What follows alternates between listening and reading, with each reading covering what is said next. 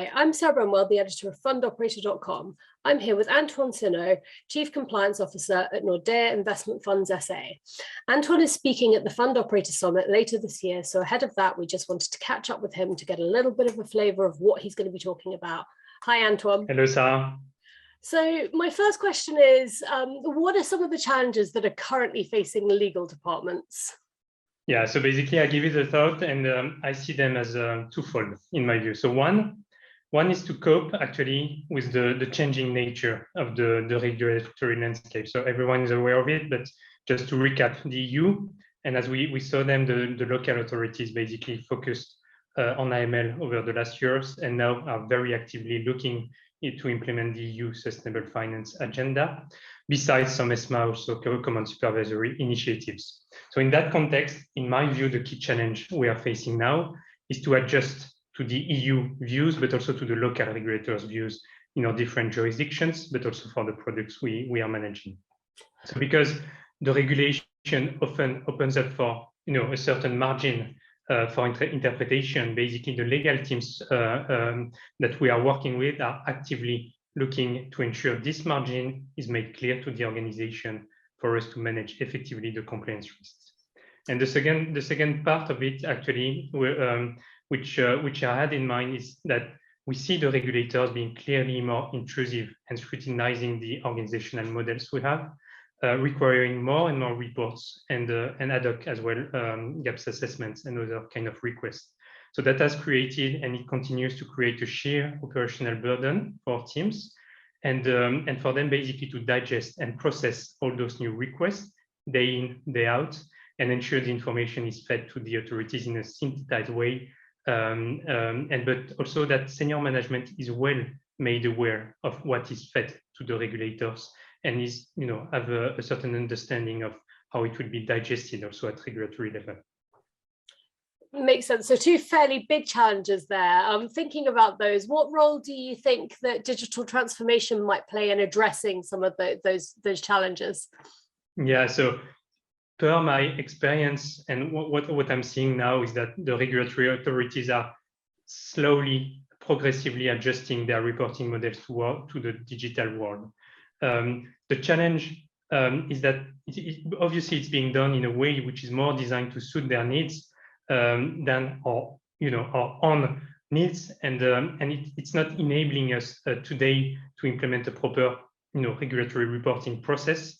But I expect those supervisory expectations to evolve over times and hopefully be able to help us in reporting. So regarding regulatory oversight, then regulatory watch, I think that when you look at digital transformation, I think it has a key role to play over time in synthesizing basically the information and the outcomes of the analysis for the senior management to basically be able to take informed decisions on the mitigating the compliance risk. So you have so many regulatory bits and pieces out there that you'd like, ideally to get an helicopter view on what hits you, but also is going to hit you soon, and understanding then on the compliance risks that are stemming from those changes in the regulatory standards. So the challenge is to get aware of the margin for interpretation, which I was discussing about just earlier, and also to be able to take decisions on, when it comes to interpreting regulations, to discuss about what are the business opportunities, the hedges we could find, but on the contrary, also managing the operational burden and the ability of the teams to be able just to comply with everything which is expected from us. Lovely, thank you. And then thinking about sort of some of the technology, how important is it for us as an industry to make progress on the automation of some of this regulatory reporting? And were we to be able to make that progress, what might some of the benefits be? I think it's all about also staffing. So staffing is an issue currently in the industry. It's a big challenge we are working on and we are facing. When staffing is there and when we have smart and creative people, then I think there will be an opportunity to progress on automating regulatory reporting and also enable the compliance and legal staff to focus actually on the real work and the day-to-day activities. But if I can share actually my own experience, what I'm seeing now, we have Luxembourg and then we have other EU jurisdictions. So for those non-Luxembourg jurisdictions, we have 14 different regulatory reporting duties to complete on an annual or more frequent basis. And only in Luxembourg, I could actually count 30 of them. And then I stopped because it was too many that we need to provide our regulatory authorities on an annual or more frequent basis. So it's crazy. And you need to do that because you don't basically have any room for any error or to miss any deadline, which is basically subject to administrative fines. So basically, a lot of them are Excel or Word-based, but we see also the most complex one being now embedded into some specific reporting tool the regulators have been building over time. And I also, those tools have been designed for the regulatory authorities to be able to digest, in their turn, also the volume of information that they will get, and also trying to risk assess the whole industry and then direct, obviously, their supervisory measures.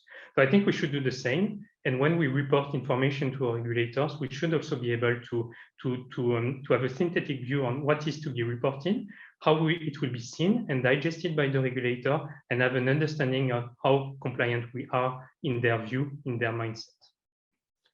Lovely, thank you. And last one from me, as these regulatory risks continue to evolve, how can asset managers make sure that they're abreast of all the changes and in a good position to be able to respond quickly and in the right way? Yeah, that's a good point. Actually, as I said, so I don't think we are anywhere near a fully automated world today, or so-called digital world when it comes to regulatory reporting or regulatory oversight. As I said, it takes quite a lot of human beings, human resources to process this all day. And in my view, it's first about hiring skillful individuals, finding them, keeping them, and those staff that will have a capacity to form independent and creative opinions as well, and raise ideas across the different layers of the organizations. So it's all about having skillful staff and then mitigating compliance risk and offering management with a perspective about this, as I was telling you, the small margin for interpretation that you have quite often in those regulatory standards, so that we can take time then to take proper informed decisions on mitigating our compliance risk.